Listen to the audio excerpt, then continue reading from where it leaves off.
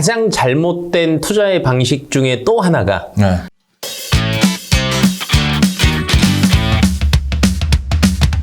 그럼 두 번째는 또 두 번째 같은 경우에는 사실은 아까 제가 공부하라 그랬잖아요. 네. 근데 이제 공부하고 뭐 운동하고 이런 거는 누구나 다 아는데 네.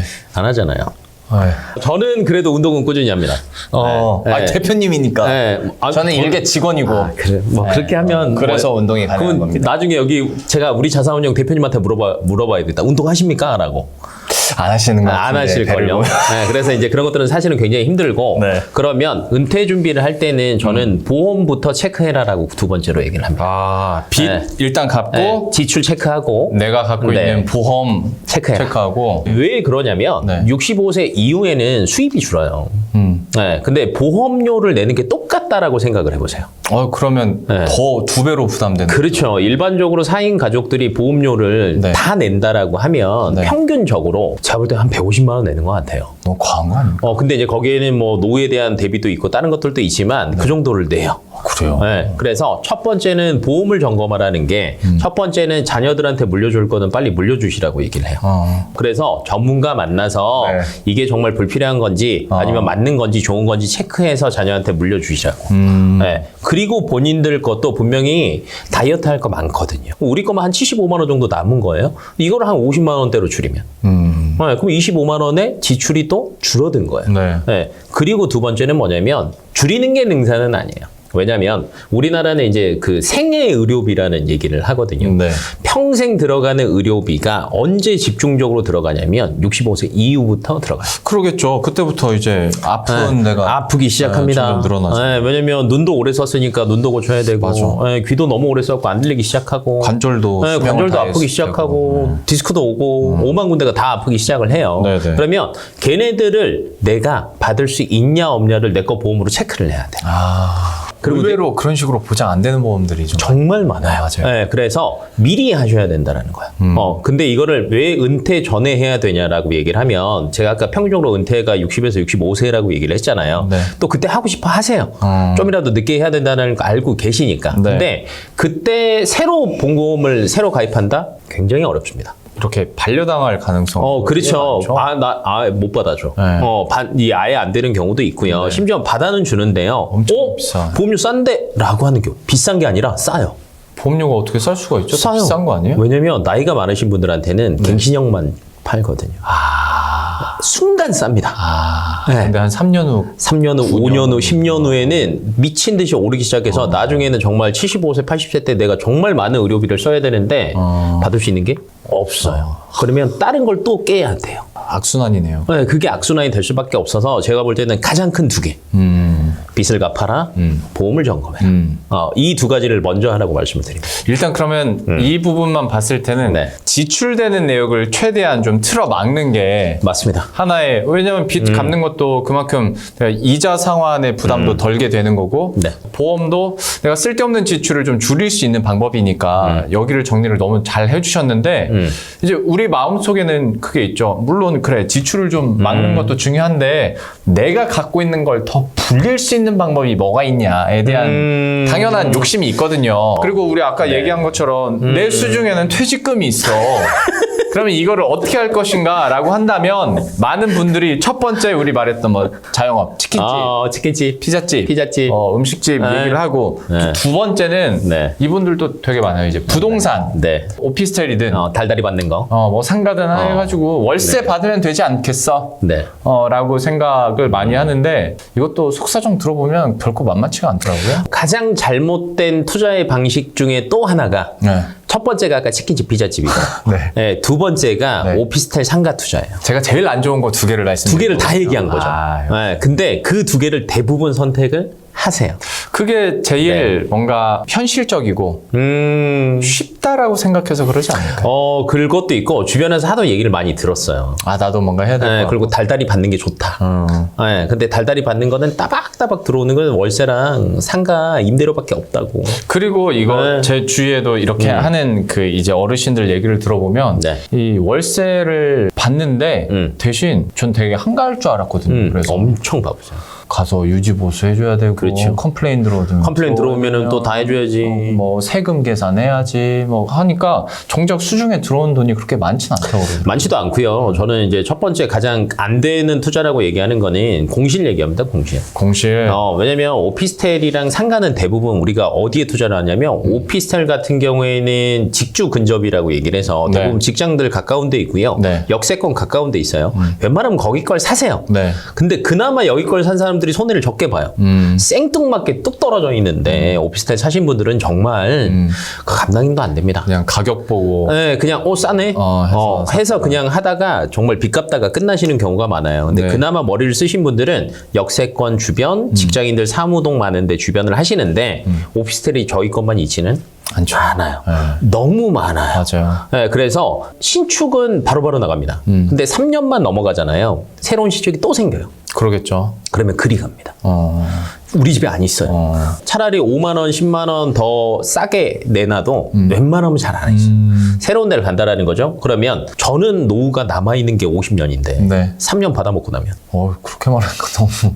이거는 억울하네요. 현실적이에요. 네. 네, 그래서 안 된다라는 거. 두 번째, 상가 투자를 할 때는 대부분 어느 지역에 투자를 하겠어요? 첫 번째, 우리 집 바로 옆에 있는 상가. 네. 두 번째, 신도시에 생기는 상가. 신도시에 생기는 상가. 자, 이렇게 대부분 생각을 합니다. 이렇게 해야 되는 거 아니에요? 우리 집 옆에 상가에 사는 게 차라리 이득입니다. 왜냐하면 네. 신도시 상가는 네. 내 거 상가만 있는 게 아니야.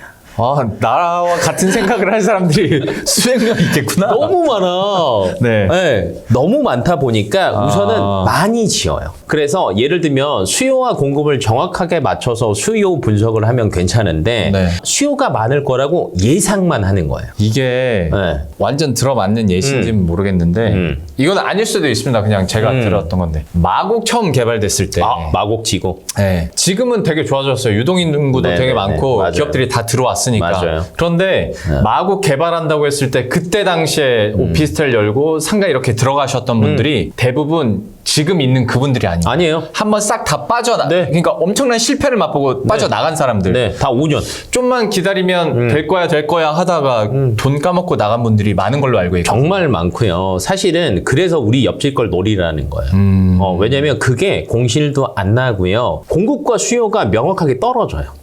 왜냐면 우리 집 근처는 이미 인프라가 완성이 돼 있어요. 그리고 뭐 통계라는 게 잡힐 이미 일이기도 하고. 잡혀 있어서 그 월세도 굉장히 합리적으로 책정이 돼 있고 모든 것들이 공실률도 웬만하면 안 빠져요. 네. 왜냐면 수요가 확정이 돼 있으니까 우리 임대인 빠지고 나잖아요. 새로운 임대인 또 들어와요. 이게 굉장히 선순환이 된다라는 거지. 근데 방금 얘기했던 마곡지구 처음 같은. 그러니까 신도시가 처음 생기는 데는 투자를 하면 안 되세요. 근데 차라리 구축이 나은 거예요. 그래서. 근데 방금 전에 제가 예시를 일부러 들었는데 덥석물잖아요. 네.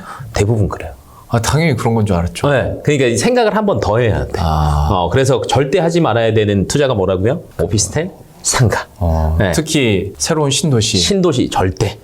차라리 구축을 노려라. 그리고 이제 하나 더 하자면 우리나라는 땅이지. 땅은 있어야. 이렇게 또 얘기를 합니다. 이렇게 얘기를 하세요. 네네. 네, 근데 대부분 또 수익을 보시려고 어떤 생각을 하시냐면 네. 평당 200만 원, 300만 원, 500만 원짜리를 사지는 않아요. 너무 그건 부담이지 않아요? 그쵸. 네. 네, 그래서 5만 원짜리, 10만 원짜리 정말 이심 쓰면 50만 원짜리를 삽니다. 네. 근데 그게 정말로 그 호재가 인정이 되려면 5만 원짜리는 10년 걸리고요. 네. 50만 원짜리는 최소 7년 걸려요. 또 10년도 네. 땡큐다. 근데 더 걸려요. 네, 그쵸. 근데 언제 상환이 될지는 모르죠.